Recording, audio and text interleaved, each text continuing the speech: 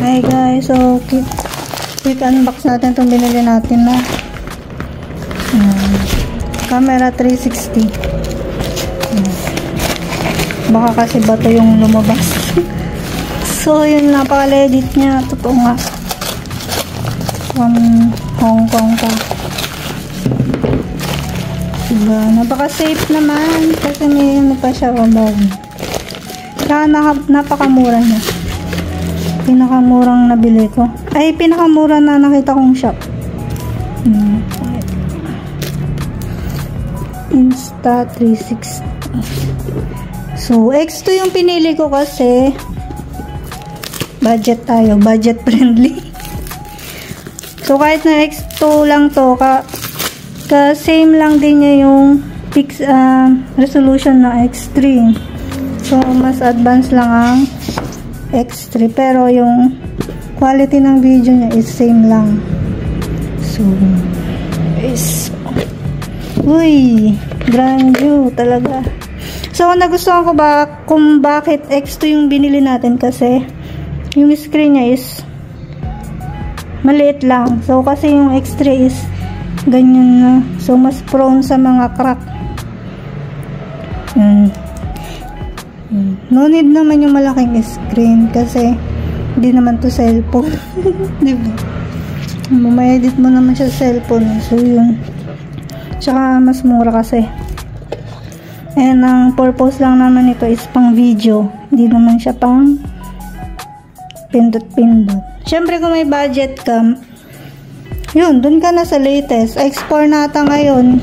Nag-launch na nung last week. Kita ko. So, yun. Ang laman nito is ano ba yung kasama ng box? Ba yan? Ignorante. May pang glagalag na tayo. Uli, kasama siyang free na pouch. So, buti na lang di ako bumili. And then, may sticker siya.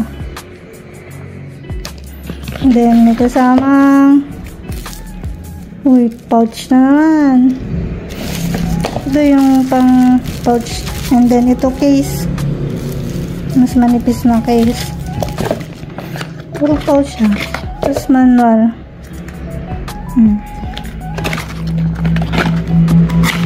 Ito is ayan, charger ng cord. Yan, Type-C. So, pag ganito, wag nyo gagamitan ng fast charger.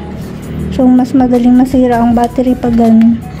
Mga ordinary lang na ano. Ano ba laman ito? Baka may laman pa. Pang yun lang naman ata.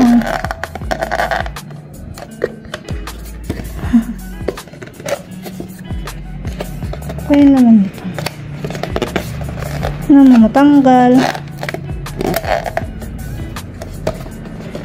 So, yun lang naman ata. Ayan yung laman niya. Sa box. X2, protective pouch, battery, cable, quick start, warranty card. Ang battery niya is nasa loob na ito. Paano ba?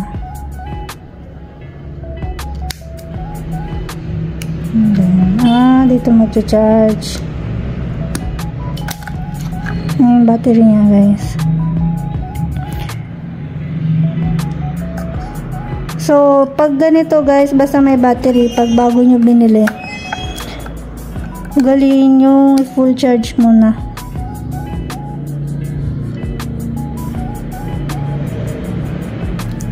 Bagong-bago siya, guys.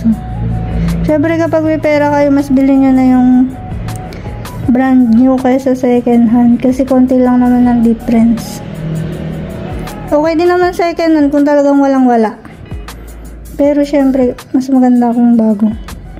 And, bibili kayo yung hindi latest na labas. Kasi pag latest talaga yan, mahal. So, kung alam pa ako, ibalik. Ignorante. Yan, may pang Motovlog na tayo guys. Kitang-kita na ang buong mundo. Ano ba yan? Hirap naman ito, mga ignorante. So yan, napaka-solid. Dual camera. Then medyo mabigat siya. Ready na nga ako eh. Bumili na ako ng mga ano niya eh. So yun na guys, full charge na natin to. Kasi para hindi masira yung battery. Solid na makamura. Nasa 17,400 siya. So, bibili ka X3 ngayon, 25. Bibili ka ng X4, 30. Dito ka na sa X2, same quality rin naman. Diba? Malaki rin naman tong screen niya, hindi naman ganun kaliit. Sakto yung daliri mo. Diba? Yan lang guys.